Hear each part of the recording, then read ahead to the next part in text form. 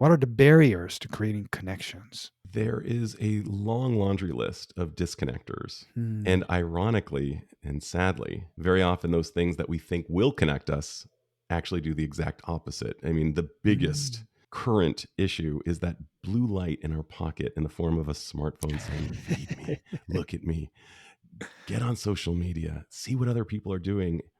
And when we see what they're doing, sometimes we may end up feeling diminished. Mm. And oftentimes we become consumers rather than creators. One of the things I know for sure is that consuming stuff is lovely, and I do it, Mhm. but I have my limitations. The disconnectors Mm. are social comparison that we experience when we see somebody else and we feel diminished. Mm. I can drive up. I love talking about this. I bought my very first new car in my entire life. And it took me, Congratulations. thank you.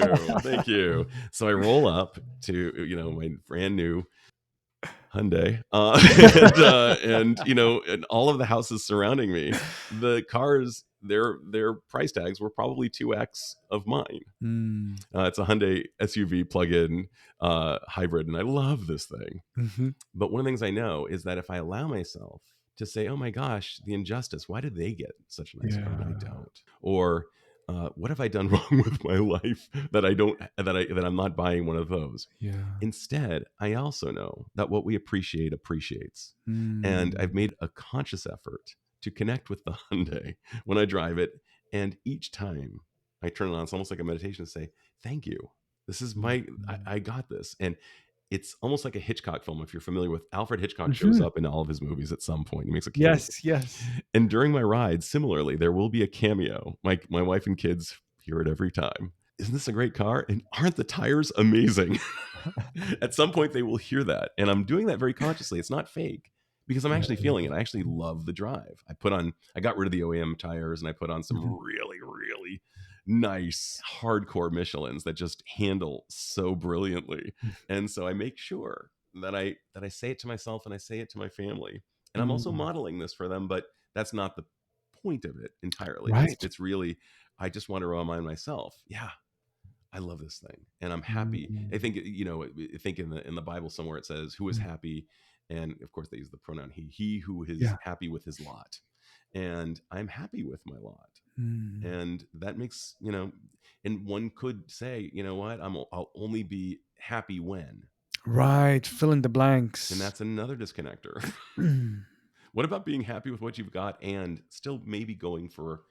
I'm not suggesting that you not be ambitious. Be ambitious and love what you're doing while you're doing it. Mm. So not waiting, so not delaying happiness. Yes. Like when I get this, or when I get the next car or plane or whatever, or trip, then I'll be happy. But all these things come and go. 100%. But somehow it's become part of you, this sense of appreciation.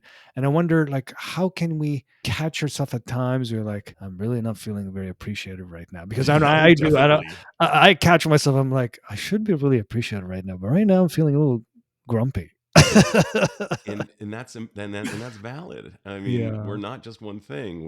We have oceans within us, and similarly, the tides are always changing. Mm. So we're not just one thing, and Yeah. generally, we don't just feel one thing at a time. Feelings tend to be social creatures. They tend to have multiple feelings hanging out simultaneously.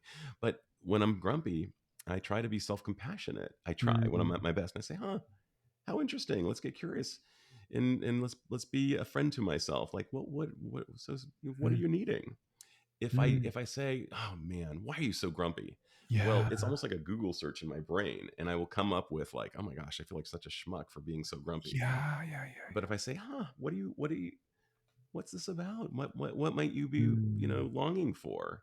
If I talk to myself the way I would talk to a friend, just as Chris Yes. Germer and Krista Neff talk about with self-compassion, I'm so Self-compassion. grateful to Yes. them for coming up with these really, really usable skills. If I can talk to myself from that space Mm. and not be this mean boss, but be me more like a kind Ted Lasso Mm. internally and say, "Hey, what's going on, hon?"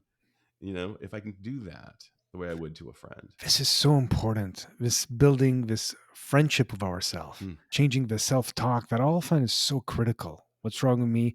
And then we get upset. We have an emotion like, I'm not supposed to be grumpy, or I'm not supposed to be this, or what's wrong with me? And how come my neighbor always looks always happy and fulfilled? And so there's always, like you said, the comparison.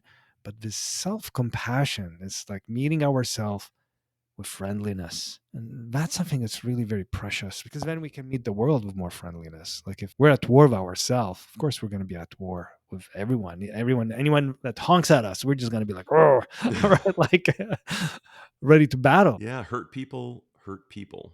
Hello there, and thank you so much for stopping by this channel. I hope you find this content useful, and if you do, feel free to hit that subscribe button.